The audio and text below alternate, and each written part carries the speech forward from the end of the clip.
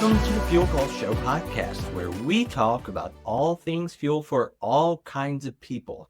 I'm Eric Bjornstad, and I will be your guide today through the ever-changing world of fuel. Now, here at the Fuel Pulse Show podcast, we talk about all the different kinds of fuel that you have to work with and use both on the job and at home. And we talk about all the things related to issues and considerations that affect all the kinds of things that you use to run on those fuels, both at work and at home. And so that means the Fuel Pulse Show podcast is really for everyone. So what are we going to talk about today?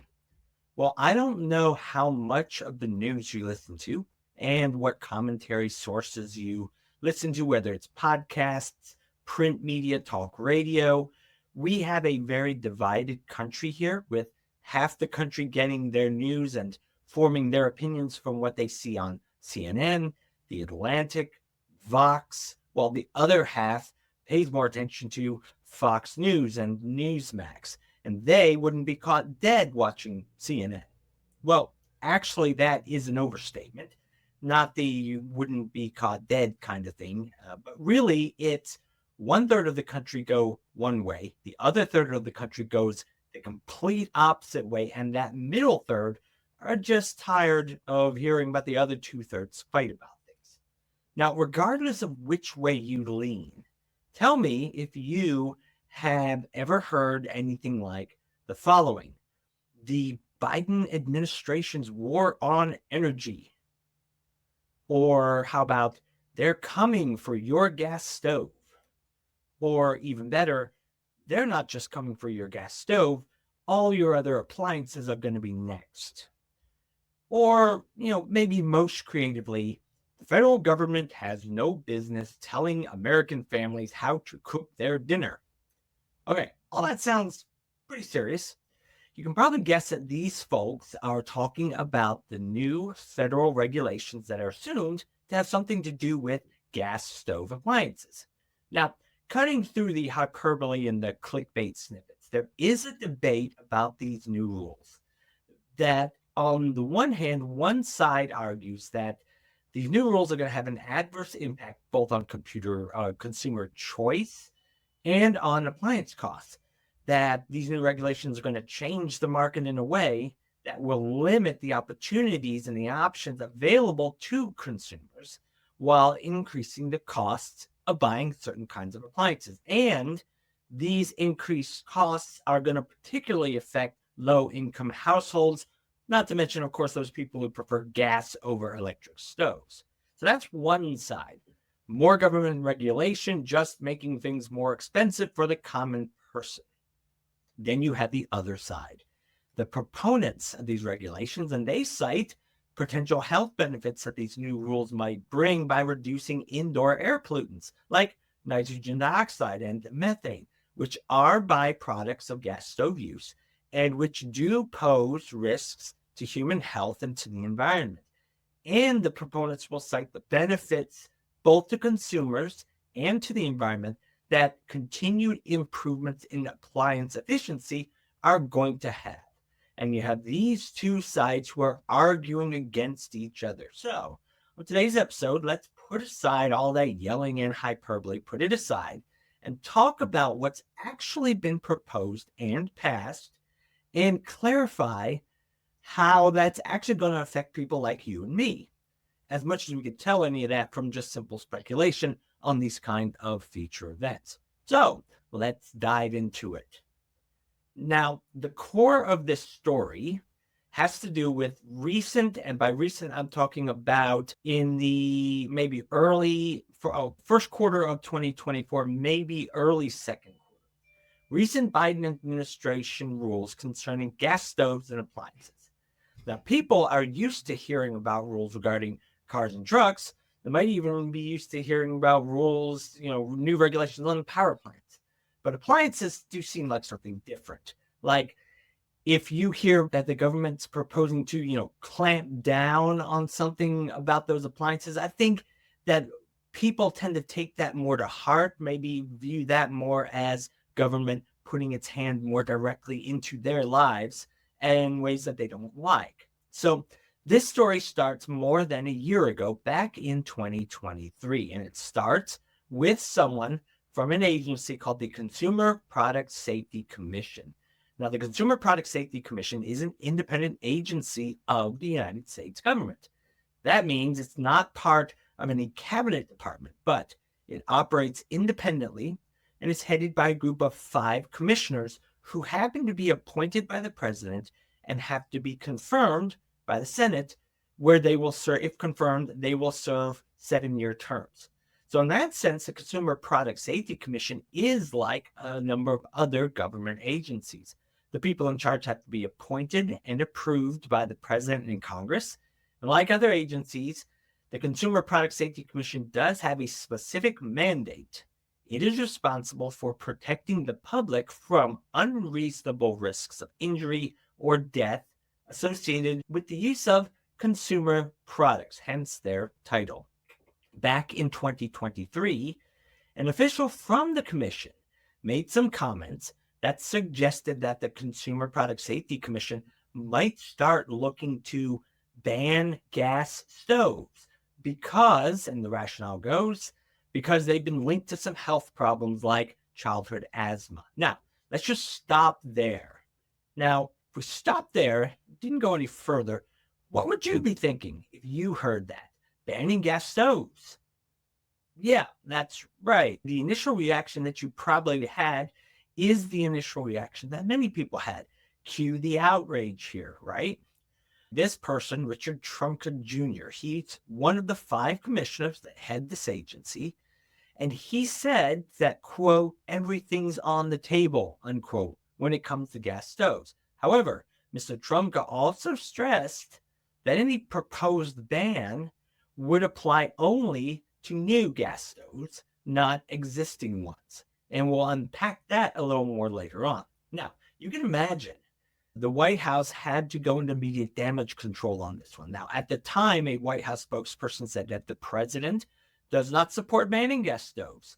And they also said the Consumer Product Safety Commission, which is an independent agency they threw in, they're not banning gas stoves either. So that was the quote from the White House at the time. And Trumka, too, tried to clarify his own remarks a little bit. He said, look, we're not looking to go into anyone's homes and take away items that are already there. We don't do that. If and when we get to regulation on this kind of thing, it's always forward-looking. It's never backward-looking. You know, it applies to new products. That's what Trumka said. He said consumers always have the choice of what to keep in their homes, and we just want to make sure that they do that with full information. Okay, that's good, right? Nothing too objectionable in that clarification, but was it too little too late? I guess that depends on who you talk to. But one of the things that we like to do here on the Fuel Pulse Show podcast is try and cut through the hyperbole to get at the substance of things. And that's what we want to do on this issue. Now, let's start with the picture, the outlook on gas stoves in the United States. Gas stoves are a very popular appliance in the United States. I know I personally prefer cooking on a gas stove versus an electric, even though I don't have a gas stove.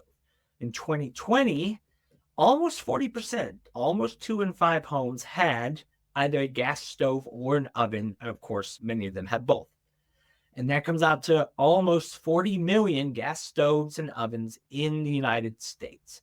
So when it's reported that someone from the government is saying that they're going to ban something that so many people not only use, but really happen to like, there's huge potential in the short term for some very strong reactions and strong thoughts on the matter. Now, let's take another half step back here. It's fair to now ask the question, can an agency like the Consumer Product Safety Commission, can they really ban appliances like those initial reactions feared? Well, in order to answer that question, it helps to dig into a little bit about how that kind of process really works. So let's start off with the simple answer. Nobody from any agency like that can simply decide to ban something. Just like the president can't do anywhere near the level of rule by fiat that people think he can. They say, well, the president should just shut down the border. Well, no, it doesn't work that way. The president doesn't have the power to make such a broad rule simply by decree, at least not a rule that could stick for any meaningful amount of time. And the same thing happens here. Nobody can ban gas stoves simply because somebody at some agency decides they want to. There's a process for these kind of proposals. One of the features of that process is that it creates plenty of room for debate from people on both sides of the issue, plenty of opportunity for people opposed and in favor of to raise points on both sides. And all that leads to plenty of opportunity for heated rhetoric, right, to develop from either side too. Now, the process to do this kind of thing has to follow steps that are outlined in what's called the Administrative Procedures Act, or the APA.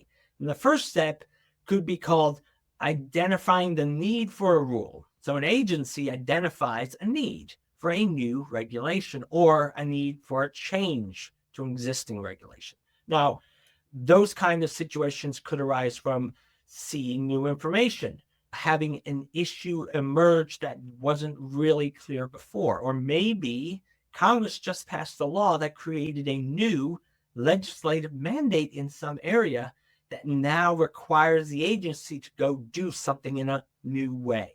With our gas stove example under consideration here, there might have been new research data that revealed that gas stoves were a significant health hazard, maybe because they were able to analyze in a new way some of the emissions that came off. That's an example. I'm not saying that's necessarily what happened here, but it could be that kind of thing. And if that were true, that would prompt an agency like the Consumer Product Safety Commission to consider new regulations. So, step one, identifying the need for a rule. Step two is drafting the proposed rule. The agency drafts a rule proposal, and that's going to include the language of the new rule itself. It's also going to include a justification for that new rule, or a justification for the change they're considering. And typically, that has to be based on research, data analysis, and policy considerations. They have identified a need, and they have drafted a proposal. Step three is publishing this notice of proposed rulemaking. The proposed rule is, now that it's been written, it's now published in the Federal Register as what's called a notice of proposed rulemaking. And this document invites public comment and details the proposed changes. Now, detailing the proposed changes means that these notices of proposed rulemaking can sometimes end up being really, really long, especially if you're dealing with a complex regulation that involves detailed technical standards, or if you're dealing with a new change that might have significant economic impacts that have to be detailed out, or something that entails broad legal considerations, right? The length of a notice of proposed rulemaking generally correlates with the complexity of the rule being proposed. It also correlates with the breadth of the industries. It also correlates with the breadth of the industries that it affects. If it's something that's going to affect a whole bunch of other people, they're going to have to write a lot of stuff to talk about what effects it's going to have for all those parties, and that's going to make it longer. The length of an NPRN can also correlate with the depth of analysis required to justify the regulation. So all of those kind of things can make some of these really, really long. Now, an example of a notably long notice of proposed rulemaking was one that was related to the Clean Power Plan proposed by the Environmental Protection Agency in the Obama administration. That notice was aimed at cutting carbon emissions from power plants. And the notice had to be very extensive because of the comprehensive approach that it took towards detailing out all that technical and all that economic analyses that had to be included in the notice. And the notice, the document that came out of that notice, ended up covering everything from emissions benchmarks, state-specific goals, to compliance pathways, and all sorts of potential impacts on the power sector and on businesses and consumers. So these kind of notices can be really long and detailed because they have detailed descriptions, they have technical data, research findings, economic impact analyses, all that kind of things. And including all these is what makes those a comprehensive document, right? But you have to have that because remember, part of this process is having to have a level of transparency that allows everybody who might be affected to see what's going on and offer their thoughts and their input and their suggestions on that. And so that level of comprehensive is really essential for keeping the public informed. It's also essential for soliciting or asking for the kind of informed feedback during the comment period that then leads to the kind of robust debates that we see. Now, speaking of comment period, that's step 4, the public comment period. So following the publication of the notice, there is a public comment period. That usually lasts between 30 and 60 days. And during this period, you get individuals, you get companies, you get various interest groups, and any number of other people. That's a period in which they can submit comments, they can submit suggestions, they can submit objections to some aspect of the proposal. The law says that these comments must be considered by the agency when they're developing or settling on the final rule.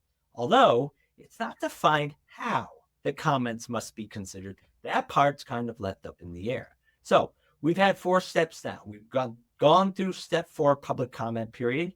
Step 5 in the process is the review of the comments and any rule revisions. So after the comment period closes, the agency takes all that feedback. They look at it and they may end up revising the proposed rules based on that input, or they may not. They might not do anything. Depends. It depends on the nature and the content of the comments that they receive. So they might end up making significant comments based on something that some authority over here said. We don't know. It depends. And then step 6, they publish the final rule. Now, notice they publish the final rule. They don't say, here's a new revision of the rule. What do you think? No, they have already asked for all the suggestions that they're going to consider, and they have made a final decision on how or if they're going to amend the rule to take all those into account. And they publish the final rule. They publish it in the Federal Register. And the publication that they put in there, it has to include a response to the major comments that they receive. And it has to include an explanation of any changes that they made from the first time that they put out that proposed rule.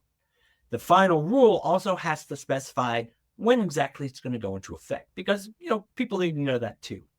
Then step 7 is the compliance period. It's typically a period of time before the final rule becomes effective, where all the affected parties that are going to have to do something in response or because of this new rule, it gives all those parties time to adjust their practices so that they can comply with the new regulations. And then step 8, the very last one, is really the one that's most fun. Not really, but, that's the joke. It's legal challenges and enforcement. So after the final rule is issued, many times it's going to face legal challenges. And the legal challenges, again, depending on what they are and how they're ruled on, they could end up delaying the implementation or even altering the implementation. See, remember when we said that the agency is supposed to consider comments, but it's not specified how they should consider them. So what if during the previous comment period, what if somebody pointed out something that was in reality really important, but for whatever reason, the agency ignored it? And they didn't say why they ignored it. They just did. Of course, it depends on the details here. We know this. But in general, if that were to happen, the people who made that comment, if they were able to prove standing, they could bring a legal challenge to the new rules here. and they could try to make a legal case that the agency violated some statute or some legal principle when they ignored their comment. They could do that kind of thing. Whether they'd be successful depends on the details, but step 8, the final step in the process, is when all this happens. So that's the 8-step process that we have when any agency, whether it's the EPA, whether it's the Consumer Product Safety Commission, any agency wants to make a new rule or amend an existing one. They have to go through that entire process. Now, assuming that, going back to the hypothetical, assuming that the rule, any challenges that might come up, if it withstands all those, the agency moves then into enforcement. The new rule, the new policy is now law, and now the agency's responsibility is to ensure compliance with the new rule. So, see, it should be easy to see that there is actually a big difference between someone saying we might ban gas stoves versus actually getting to the point where banning gas stoves is actually a reality. And it's by design that these kind of things have to go through a carefully regimented process that allows for plenty of input and plenty of debate from all sides on the matter. Having that kind of multi-step process in place really ensures that rulemaking is transparent in the United States, and it allows for the kind of public input that we assume we should have in a representative government situation. The kind of public input that's crucial for democratic governance, crucial for accountability when it comes to the government doing things that impact our own everyday lives. So, we have a situation here where there were some ill-advised comments by one person, a prominent person, but still one person at a federal agency. And that led to a proposal in September of 2023 that recommended having better efficiency levels required for a whole bunch of different appliances: refrigerators, freezers, beverage and wine chillers, dishwashers, stoves, clothes washers, and clothes dryers. Now, the rationale behind this kind of thing is that ultimately you want to reduce energy consumption. You want to lower greenhouse gas emissions. And you want to promote energy savings for consumers.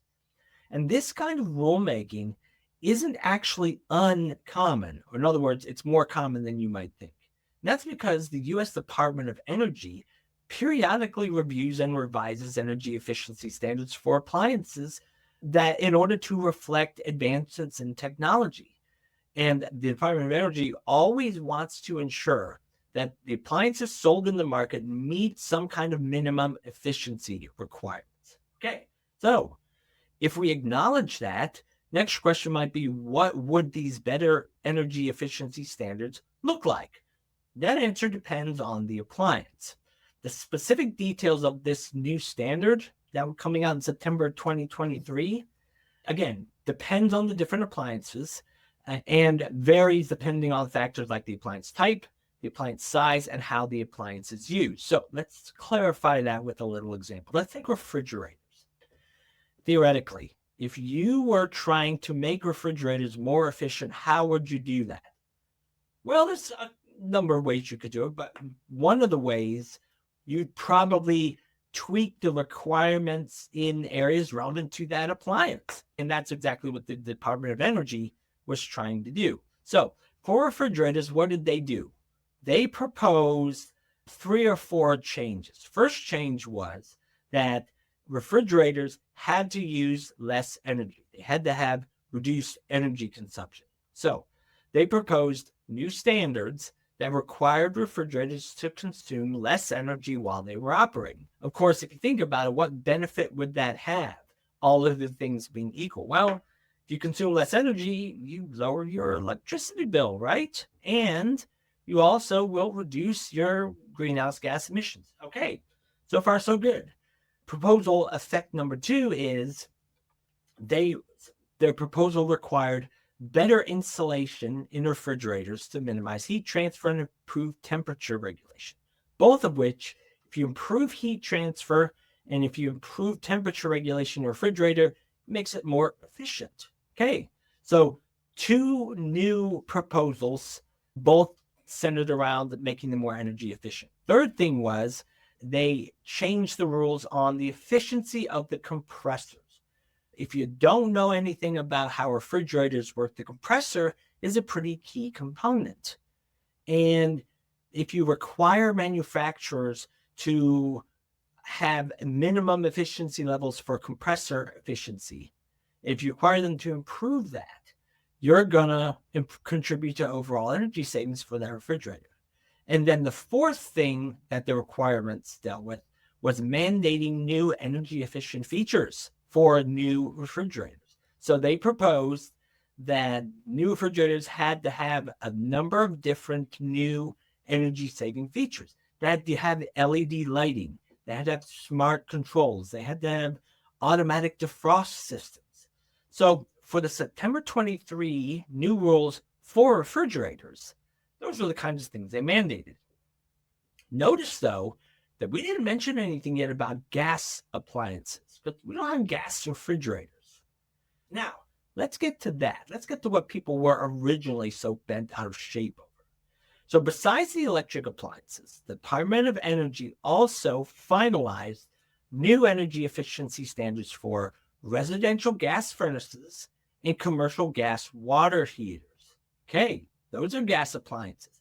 So residential gas furnaces, commercial gas water heaters, and the new standards that were proposed by the Department of Energy, they're, again, aiming to reduce greenhouse gas emissions, aiming to save energy costs for consumers by requiring manufacturers to make more efficient appliances. So the new standards for residential gas furnaces set a minimum efficiency level of 92%. That was an increase from the previous standard of 80%. And then for commercial gas water heaters, the standards were different again, but the exact difference depended on the size and the type of the unit. But generally speaking, across the board, how you would describe those is they required increased energy efficient compared to the previous standards for commercial gas water heaters. So we said an efficiency level of 80% was the old. Now it's going to be 92%. Those numbers sound nice, but they don't mean anything to us yet unless we know a little bit more about how they're measured. Efficiency is typically measured by a metric that they call the annual fuel utilization efficiency, or AFUE. Annual fuel utilization efficiency really represents a ratio of the useful heat output from an appliance, the ratio of that to the total energy consumed by the appliance. And that's typically done over a year of operation, and it's expressed in a percentage. For example, if a gas furnace had an AFUE, or annual fuel utilization efficiency rating of 80%, that actually means that 80% of the energy in the natural gas, because it's a gas furnace, 80% of the energy in the gas that it consumes is converted by that appliance into usable heat. The remaining 20% is lost through mechanisms like exhaust gases and other inefficiencies. So there was a mandated increase from 80% to 92%. And that means that new appliances must now have a minimum energy efficiency and a minimum AFUE, if you will, of 92%. That means they have to convert at least 92% of the energy in the natural gas into usable heat for the machine. And this higher efficiency helps to reduce energy waste and lowers heating costs for consumers over the lifetime of the appliance. So, the Department of Energy proposed to raise efficiency standards on some of these home appliances. That's what they proposed. Now, what do you think the reaction to all this was? Well, if you were here at the beginning, and we assume you were because you've gotten this far, you know that there was a strong reaction to it. I mean, surely you didn't think that this kind of political hot potato wouldn't be seized upon, right? Well, right, you would be. Remember, we've got a Republican-controlled House of Representatives. The House of Representatives is where all legislation originates. So this shocking new proposal for increasing gas appliance efficiency from 80% to 92%, well, what do you think that did for people? Well, first, Congress had hearings on the matter. Then it prompted some lawmakers to propose and pass bipartisan bills that focus on protecting our appliances, so to speak, anyways. Now, in response to the appliance efficiency standards introduced, remember, this is September of 2023, you had some Republican lawmakers, including Congresswoman Debbie Lesko from, I believe, Arizona. She initiated a legislative action. In fact, she initiated several bills. One of them was called the Hands Off Our Home Appliances Act. The other one was called the SMART, and SMART is capitalized, so you assume that's an acronym. The Smart Energy Efficiency Standards Act. Now, if we just stop there, we're thinking, well, sounds okay. They're proposing some to, try and make these things more efficient too. But what did those actually do? Well, the Hands Off Our Home Appliances Act, what that legislation actually did was it aimed to restrict the Department of Energy's ability to impose these new standards. And the way that it said it in the bill is it would say that if a new energy efficiency standard could be judged to be either not technologically feasible or not economically justified, that the Department of Energy would be restricted in its ability to impose new or amended standards of that kind. I mean, just stopping there, that sounds almost exactly like a direct response to these new regulations or this new proposal. And this piece of legislation, this Hands Off Our Home Appliances Act, it was really couched by its proponents as a push to maintain consumer choice and prevent overreach in government regulation of home appliances. How it was proposing to do either of those things is not clear, but it is what it is. That second one, the Smart Energy Efficiency Standards Act, well, what that bill proposed to do was change the compliance states for the furnaces and the central air conditioners and the heat pump manufacturers to comply with this.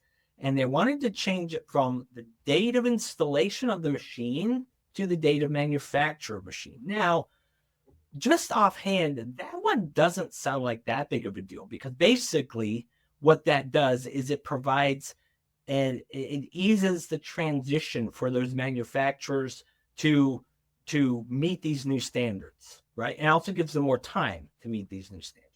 So you have the Department of Energy proposing stricter appliance efficiency standards. The Republicans rise up in revolution against those standards.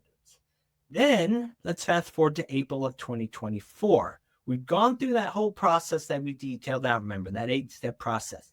The final rules have been published, and they're different. They've been amended. The Department of Energy has seemingly backtracked a little bit. And what do you think happened when they seemingly backtracked a little bit? Remember earlier when we were talking about the process that these kind of changes go through, we said federal agencies will, after a period of common consideration, they will roll out their final rule. Sometimes that rule will have changed from what they originally proposed. And yes, as we have noted, the final rule rolled out by the Department of Energy did not look exactly like what they first proposed. And so, because the Department of Energy appeared to back away from what it originally proposed, Republicans claimed victory in whatever battle they thought that they were fighting there. Remember Debbie Lesko, Representative Lesko from Arizona. She put out a statement saying, my bill helped the Biden administration realize that they had to dial back their radical agenda. Now, I'm not so sure that the Biden administration itself wouldn't see it that way. But that is basically how she framed it. And this seems really ironic, she would put it that way, since Representative Lesko's claiming that her bill, which, again, we haven't said this yet, it passed the House, but it did not go anywhere in the Senate. So it's not actually been passed into law. It is stuck in the Senate. But she's claiming that her bill somehow forced the Biden administration into a major policy shift or a major change away from what they were thinking. Okay, again, you can't help how people describe things, but that's how she described it. Now, even if we play devil's advocate here and we say, well, how major was this shift? Let's assume that it did force them into some kind of shift. How major was that shift? How major was that change from the original proposal to what they actually came out with? I mean, let's take Representative Lesko at her word, that her bill forced the Biden administration to scale back their radical agenda. Okay, so how did the Biden administration back down? How did they step away from their radical agenda? Well, remember, the original proposal that came out was to require an increase in energy efficiency for gas furnaces from 80% to 92%. In the final rule, the new energy efficiency requirement, the new one, was lowered. So instead of having them to go from 80% to 92%, they're now going from 80% to 95%. Wait, no, that can't be right. They were saying that it was dialed back. So let me see. No, that's actually right. The actual rules that went into effect were higher than they were before. Originally, they were going to require gas furnaces to raise their standard from 80 to 92%. They changed it to make it higher, from 80 to 95%. Now, something doesn't seem to be adding up here, because Representative Lesko and others are claiming some huge victory. Again, remember, she said, my bill forced the Biden administration to back away from its radical agenda. And yet what they did is they actually made the requirements even more strict. Again, something doesn't seem to be adding up here. Now, full disclosure, the new rules encompass more things than just the energy efficiency minimum level for gas furnaces. The new rules did make some changes to the proposed standards on the gas stove side. And that part is really what the Republicans were crowing about. They weren't so concerned about gas furnaces, even though lots and lots of people have gas furnaces. And therefore, gas furnaces changing their efficiency standards actually will make a substantive difference in the overall picture here. But the Republicans knew that people care more about their gas stoves than they do their gas furnaces. And so that is what the Republicans, from a political standpoint, really zeroed in on. So these new standards are scheduled to take effect in 2028. And for stoves, the new standards are indeed less stringent than what they were originally proposed to be. Now, how less stringent? Well, originally, and again, with stoves, they weren't necessarily looking at energy efficiency in the same way they were for gas furnaces. What they're looking for is a maximum amount of energy used by a stove over a year's period. So originally, they were looking to actually cap the annual energy allowance for new stoves, again, not old stoves, but new stoves, capping the annual energy allowance for new stoves at just over 1.2 million BTUs. The new rule raised that ceiling to 1.77 BTUs per year. So that's a fairly substantial increase. And that is probably what the Republicans were really crowing about. The radical agenda that they forced the Biden administration to move away from, getting them to agree to an extra 500,000 BTUs per year that could be used by new stoves. So, final energy efficiency standards scheduled to take place in 2028. How does that affect what's being made and sold in the market? Well, according to what we see out there right now, this final rule allows for 97% of current gas stove models and 77% of smooth electric stove models, like the one I've got at home, to remain on the market without needing any redesigns whatsoever. Now remember, politicians were saying that the Biden administration was waging a war on stoves. They're coming for your gas stove. And yet, under these new rules, 97% of the new gas stove models being sold right now in your local Lowe's, Home Depot, whatever store you go to, 97% of those models already meet standard. They don't have to change. There was a bigger effect that came from the efficiency standards for electric stoves. But still, of all the new electric ranges that are sold, 77%, so more than 3/4 of the ones out there right now that are being sold out there right now, still meet those standards. And the electric stoves are already getting more energy efficient anyway. They use 30% less energy than they used to anyway. But yeah, electric stoves were going to weather a bigger impact from this rule proposal.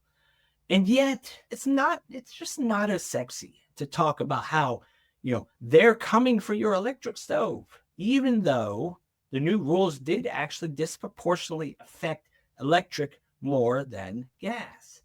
Kind of makes you wonder if the politicians are being truly sincere about this, doesn't it? Don't answer that. That's a rhetorical question, right? Okay, now, what about this idea that gas stoves are going to be banned? Remember, they're coming for your gas stove. Remember that? So this idea that old gas stoves would be banned. Well, the Department of Energy's initiative, what they're trying to do here, if we look at it in the broader picture, it is part of a broader effort to reduce emissions and improve the safety of appliances.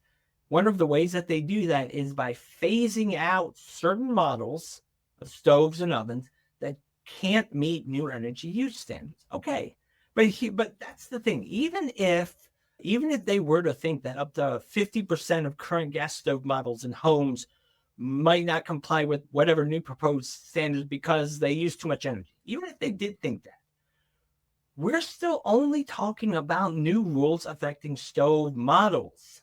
We're not talking about individual stove units, and that is an important distinction to get out there. The rules have nothing to do with gas stoves already installed in homes. It has nothing to do with your grandma's gas stove that she uses to bake cookies for the church potluck. The rules only apply to how new stoves are manufactured, how they're made in the future, 2028 and beyond. It applies to ensuring that these new stoves meet higher efficiency and higher safety standards. Current gas stove owners, like your grandma, are not required to replace their existing appliances. It doesn't affect those at all. They're not coming to your house to take your stove. And yet, what were the people who were so fired up about this? What were they saying? They're coming for your stove. Seriously, people. And by people, I really mean the politicians that should know better. I say get a grip.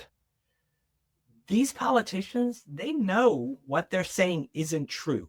They know enough to know that it's not true. So why do they say it? Because stoking fear is more memorable than having reasoned analysis, I suppose.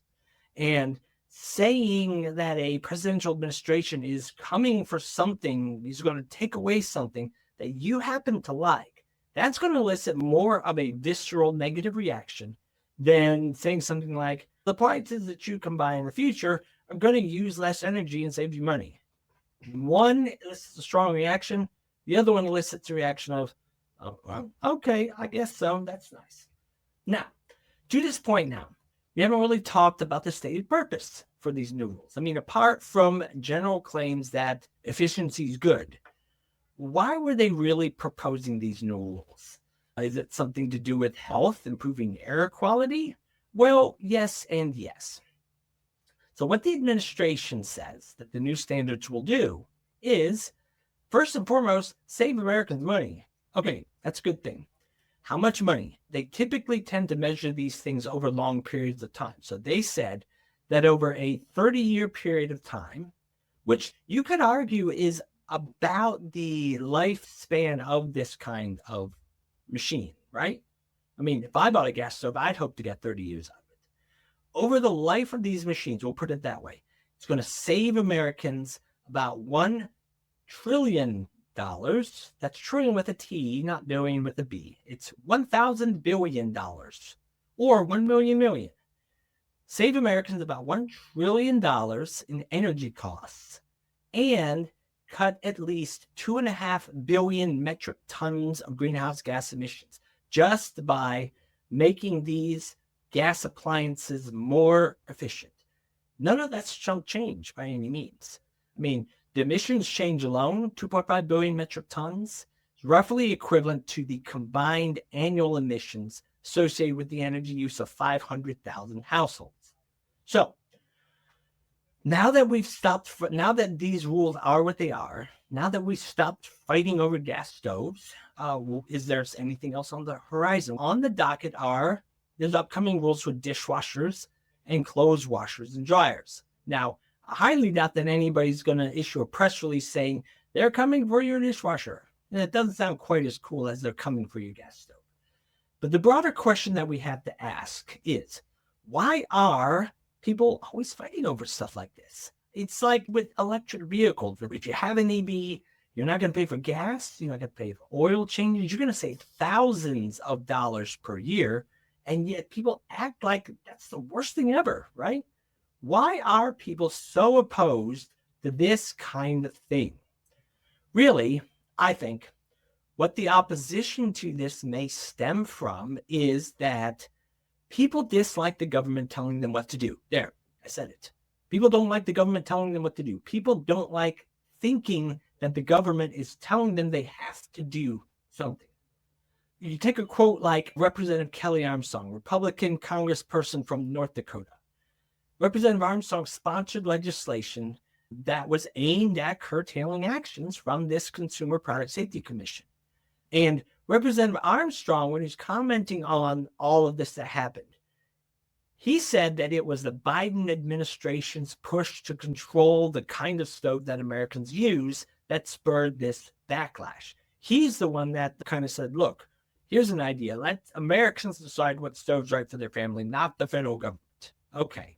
Now, there's a couple of things that we can take away from that. First, remember when I said people really don't like feeling that the government's telling them what to do. And that is exactly how Representative Armstrong couched this, because Representative Armstrong knows that people feel that way. So, saying let Americans decide what stove's good for their families, on the face of it, that's all well and good.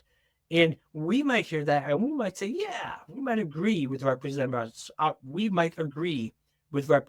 Armstrong. We might pump our fists, say, yeah, you tell him, you're not the boss of me. But if we take a step back, we could take a step back here. Maybe we should ask if what those people out there, what they're proposing really is as bad as some of these folks like Representative Armstrong or Representative Lesko insist that they are, considering some of the things already in place that might have been viewed at the time as government overreach. But now that we got those things, we would look at them and it would be fair to ask, are those things really such terrible evils? If you look at the broader picture, if you look at situations where people have gotten mad at the government or mad at the governing authorities for requiring them to do something, typically it hasn't been in the area of appliances, but it sure has seen a lot of action in the area of cars and trucks. Remember when they started requiring seatbelts be installed in cars? Now, I was born in the early 1970s, so I don't have a meaningful recollection of this, but some of you may. When they started requiring seatbelts to be installed in cars, people got really mad about it, right? And I should say it's even goes beyond the time when they started requiring seatbelts to be installed. It's more, they started requiring people to use seatbelts. And people got really mad about that. They'd say, the government can't tell me I have to wear seatbelts. It's a free country. I can do what I want. Even better, we hear the anecdotes. I heard some of these in the 1990s when I was in college and in graduate school. I'd hear somebody talk about how so-and-so's second cousin got in an accident wearing a seatbelt and they cut off her legs or something like that. So people got really mad at the government telling them what to do, telling them they had to wear seatbelts, right? Another place that we've seen angst over government rules, still talking about cars and trucks, are the mileage standards. The government issues what they call CAFE standards. CAFE is an acronym that stands for Corporate Average Fuel Economy. And these are government requirements, not to people, but to automakers. Requirements for automakers that are derived from an existing piece of legislation, the Energy Policy and Conservation Act from 1975. And in order to meet these standards, automakers had to do lots of things like change the size of the cars they make, change what they make the cars out of. And now we've got even stricter mileage standards coming up relatively soon in the future that are going to force automakers to have to make substantially more electric vehicles. That one in particular has a lot of people up in arms. We have always had people complaining a lot about what they view as government overreach into what they drive. And yet, X number of years into many of these changes, you don't hear people complaining about those changes.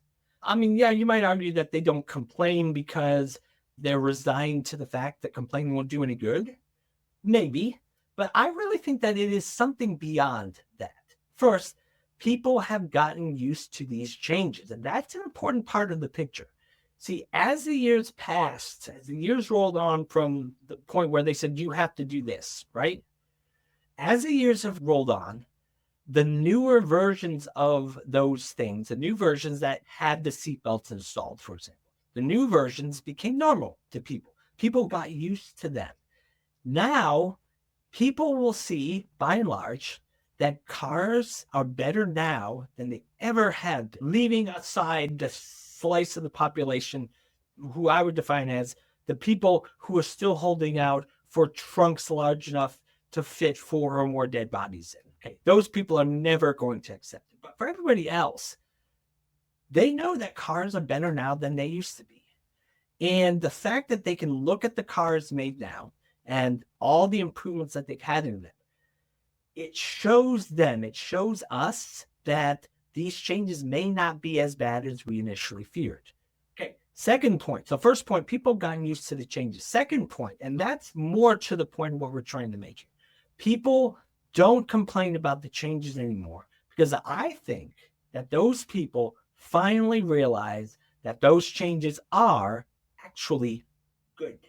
They didn't end up being as terrible or being the end of all things good that they might have initially feared. I mean, you would be really hard-pressed to find anyone today, apart from the strictest of, or I should say, apart from the most strict of strict libertarians, you'd be really hard-pressed to find anyone today who would really argue that requiring seatbelt usage is a bad thing. People have come to realize, and they have become satisfied with, or maybe even you could say people have come to peace with the idea that one of the government's jobs is to do things for the public good. That was kind of what Teddy Roosevelt championed in his progressivism of the early 20th century. One of the government's jobs is to do things that protects the public's good, that protects the individual. And there are lots of areas where the government just doesn't suggest certain things. Hey, you can do this if you want, but it mandates that certain people or certain groups must do things. And they must do things that might even end up costing them money. But it's either for their own good or it's for the good of an important group of other people. Some examples of this. Think about things like this. Occupational safety standards at work, requiring compliance with the Americans for Disabilities Act, the ADA. What about food safety regulations? Heck, what about requiring building codes, right? All of those are examples of areas where the government requires people to do certain things. And pretty much everyone thinks that those things are actually good ideas. So yeah, right now, new regulations on improving gas stove efficiency, that's fodder for conservative talk radio ire. But as time goes on, if these proposals are really like any of the others, I think that people will come to realize the value of what they're going to be requiring the appliance manufacturers do. They're going to realize that those are actually turned out to be good things. So that is our discussion on the whole gas stove and gas appliance thing. And that is going to do it for this episode of the Fuel Pulse Show podcast. If you haven't already, subscribe to the show at your favorite or preferred podcast purveyor of choice, whether it's Stitcher, whether it's Amazon Podcasts, Google Podcasts, whichever one you like. Tell your friends. Better yet, if you have subscribed, or even if you haven't, go on and leave us a good review, because that's really important to helping people find us. We will have links to the show notes on some of the important things that we talked about today. And so that's going to do it for today. I am Eric Bjornstad, your guide to all things fuel for all kinds of people. And I will see you next time for the next episode of the Fuel Pulse Show podcast.